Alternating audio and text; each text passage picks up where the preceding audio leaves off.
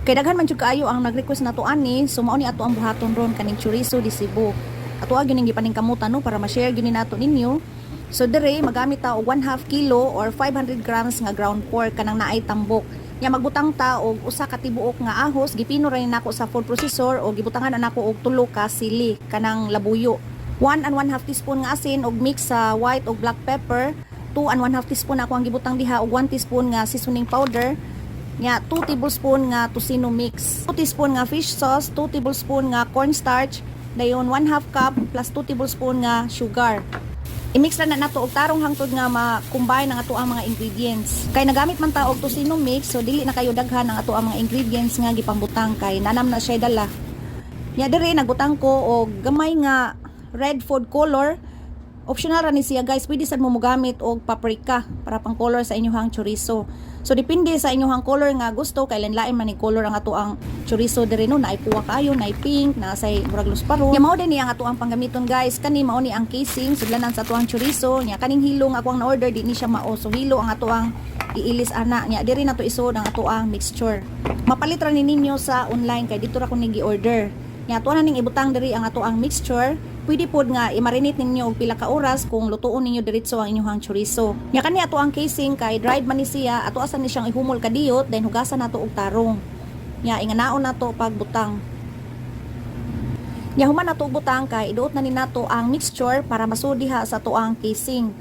Nya nagpatabang gyud ko diha sa ko ang pares kay murag kinahanglan gyud siya pungan og maayo ba ang isi ka kilid niya, inigduot nimo kay para dili masudlan og hangin. Pero kung naay hangin gamay, pwede ra na ninyo tuslukon og dagom para mogawas kay kung di na ninyo kwaon ng hangin sad nya daghan na kaayo, murag nanay space ang sod sa ato ang chorizo. Nya diri ato na ning hiktan para ma-divide siya ba. So mao ni ato ang gigamit no ang hilo, so murag lisod-lisod ning hilo kay hait siya ba nya nipis kaayo murag magisi ang ato ang casing. So naagi ni siya tarong nga panghigot ani. Kanang pang longganisa gyud ba or pang chorizo gyud nga hilo kanang baga-baga ani gamay para di ta maglisod. Sa paghigot ani sayon ra kay ni siya, inyo ra nang tuyokon ang hilo then isud ninyo ang tumoy sa chorizo hangtod nga mahurot ninyo og higot ang tanan. So balik-balikon lang na ninyo nya pwede ninyo kaduhaon og higot para ligon para dili mo kuan ba mo buka ang iyahang hilo. So inyohang ilak og ikaduha. Murag lisod ni siya tanaw pero dali ra ni siya guys. Kani mao ni ang ato ang ikaduha, katong pirmiro kay naputol to siya kay nagisi man to ako ang casing kay nasubraan og pugong.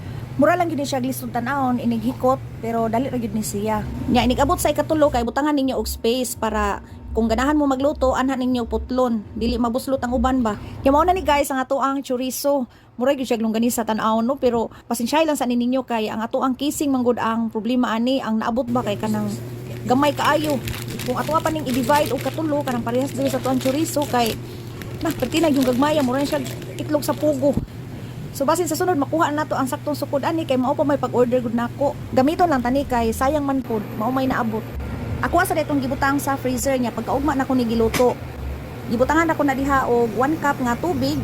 Pabukalan lang na nato ang ato ang chorizo hangtod nga maluto ang iyahang karne niya. Kung gamay na gani ang iyahang tubig, pwede na nato tuslukon para mogawas ang iyahang oil. Kay maura na ang ato ang iprito niya, di na ta magbutang og mantika. Kitang mga kusog kayo mukaon og chorizo, ang kabaw na gyud sa ang pagluto ani. So sigihan na nato ukay diha hangtod nga mapagod-pagod gamay ba nang mukaramelize ang iyahang sugar, natuan na nang haunon. Basta magluto og chorizo, ang akong ganahan kay habuon gyud nako sa casing or sa iyahang kaning sudlanan niya ba kay para mapagod siya gamay nya mabutangan pud siya og sugar.